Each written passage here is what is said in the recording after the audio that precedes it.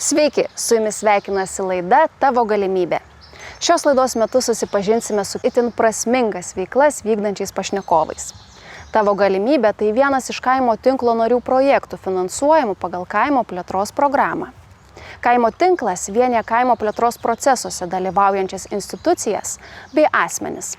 O šios organizacijos tikslas gerinti kaimo plėtros programos įgyvendinimą, dalintis patirtimi bei gerąją praktiką ir gerinti kaimo plėtros programos vertinimą. Tad sėkmės istorijos jūsų dėmesio.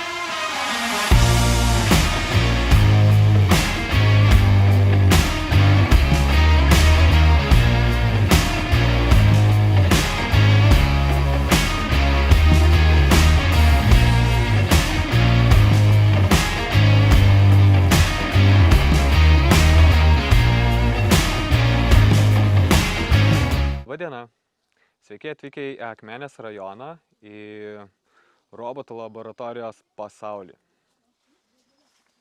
Eime pasižvalgyti, kas vyksta vasarą su vaikais, kurie nori neįprastai praleisti tiesiog dieną prie kompiuterio, bet gali praleisti daug turiningiau ir būryje draugų. Eime, pasižiūrėsime. Šiuo metu vaikai konstruoja Lego konstruktoriais, kurie yra paruošti būtent mokomieji. Šiandieną, vaikai, ką statot? Tą meškerę. Meškerę. Šiandieną jie bandys pažvejoti, pasistatys savo ne tik meškerės, bet ir žuvis. Ir jų užduotis bus kuo daugiau susižvejoti žuvų. Dabar keliaukime pasižiūrėti, kaip darbuojasi mūsų jaunesni vaikai, kurie gali taip pat konstruoti su mokomaisiais rinkiniais, kur mokosi technologijų, inžinerijos ir įvairiausių kitokių dalykų. Kaip mes sumąstėm, visą laiką nuo pat mažų dienų, tikriausiai iš senelio, tėčio ar, nežinau, iš aplinkos labai daug gavau gero pavyzdžio, kaip reikia dirbti su vaikais, kaip juos reikia mylėti ir visą laiką kažkaip traukia būtent tas noras dirbti su jais. Ir žmonos iniciatyvą sukūrėm, sumąstėm idėją, kad būtent galim juos su jais ne tik žaisti, ne tik būti, bet ir juos kažko išmokyti. Šiuo metu vyksta stovykla. Per mokslo metus dažniausiai mes vykstame į pačias mokyklas, kur moksleivius mes mokome dirbti komandoje, mokom matematikos žinių, anglų kalbos žinių ir daug begalę kitų. Su jaunesniais taip pat mes važiuojam ir į darželius, kur taip pat gauna daug inžinerinių žinių, matematinių ir taip pat minimaliai jau gauna ir tam tikro programavimo.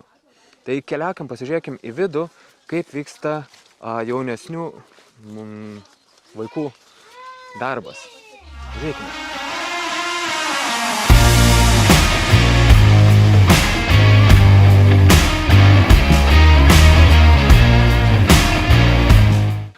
Sėkmės paslapties nėra.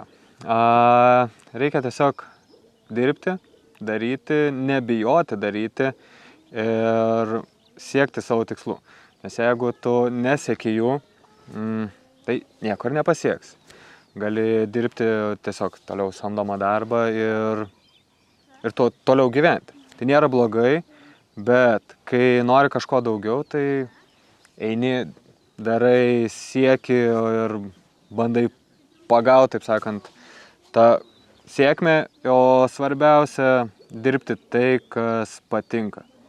Nes kai patinka, tau pats darbas tampa tiesiog pramoga ir kiekvieną rytą atsikėlęs gali sakyti, aš išeinu į darbą ir kitas nors tai pasakys su niūria mintim, o tu pasakysi su džiaugsmu ir išėjęs iš darbo pasikrausi energijos ir grįši su dar platesnė šypsena negu išėjai. Didžiausi iššūkiai iš tiesų tai ateiti ir pradėti. Tai buvo didžiausias iššūkis, nes iš aplinkos visi netgi jau atvažiavus jie Akmenės rajone sakė, kad nieko jums nepavyks, nieks pas tave neis, nieks nemokės pinigų už būrelį, kai viskas aplinkui yra absoliučiai nemokamai. Gali net nesistengti, važiuok atgal į didmiestį ir, tai, taip sakant, čia nereikia. Bet kai ateini, pradedi ir darai. Tai iš tiesų projektai labai daug padėjo. Šiuo metu gal tai atrodo, gal ir netokia didelė suma buvo, bet tuo metu, kai rašėm, kai žmona rašė projektą kartu su konsultantu, tai tikrai atrodė milžiniška suma ir bandai dėliotis ir žiūri, kad ir tas išeina tau, ir tą gauni, ir tą gauni. Ir tu dar pirmą kartą darydamas tokį dalyką net pilnai nesupranti. Tai kaip tau čia tiesiog duos, o tu imk ir daryk kažką. Tai tiesiog pati pradžia yra sudėtingiausia ir su ta parama tu gali įsigyti absoliučiai visą įrangą, kuri reikalinga darbui.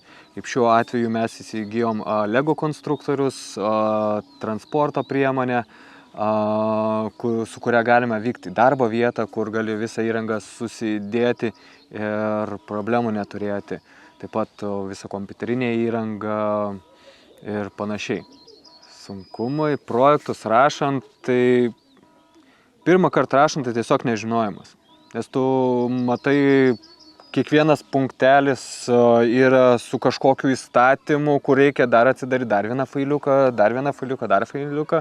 Ir pirmų žvilgsnių tai atrodo kažkoks kosmosas.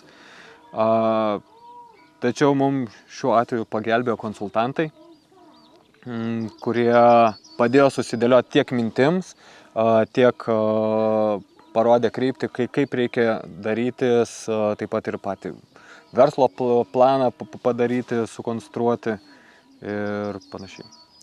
Žmonės, kurie dirba samdomą darbą arba dirba nepatinkantį darbą ir nori kažką pradėti savo, tai visų pirma reikia susidėlioti planą. Kaip eisi link tos savo vizijos, link savo minčių, nes negali ateiti padėti popieriaus ant direktoriaus stalo ir sakyti, aš išeinu, dabar darysiu verslą. Neturėdamas jau kažkokio plano, kaip tu toliau gyvensi, nes tau reikės ir elementariai. Projektas pasirašo ne per vieną dieną, pasitvirtina taip pat ne per vieną dieną. Tai tau reikia susidėlioti planą, kaip eisi link to, kad tavo ta vizija, planas įsigyvendintų. Ir svarbu atrasti tai, kas tau patiktų.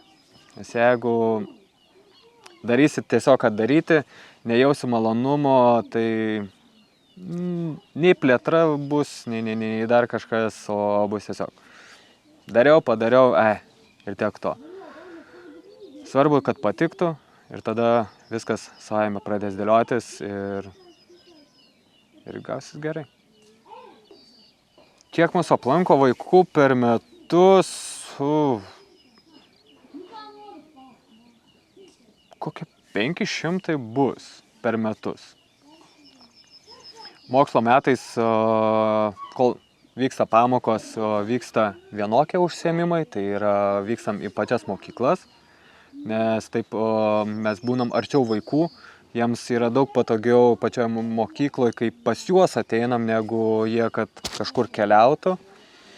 Taip pat ir į darželius keliaujam, kur tiesiog atvykstam į grupę, gaunam atskiras patalpas, kur tiesiog mes išsivedam norinčius vaikus, kur su tėveliais esam susitarę. Ir tenai dirbam su jais atostogų metu. Taip pat darbuojamės, pasidarom mini stovyklėlės kartais ir vasaros metu, kaip ir dabar, tiesiog darom stovyklą, darom daug pamainų, kad kiekvienas vaikas su tėveliais suderinę atrastų tą laiką, kada gali atvykti ir kada gali pagautų patirčių ir gerai jaustis.